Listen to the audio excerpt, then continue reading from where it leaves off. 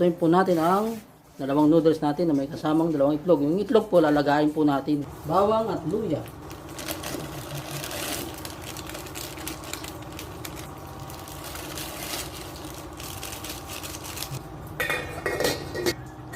Ayun, dalawang itlog natin na nailaga na po.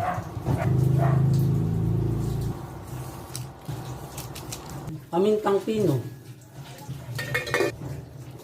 Kain na po. Noodles. Nilagay natin ng luya at bawang. May kanin po tayo dito. Ang bawang po natin, oh. Kain po tayo.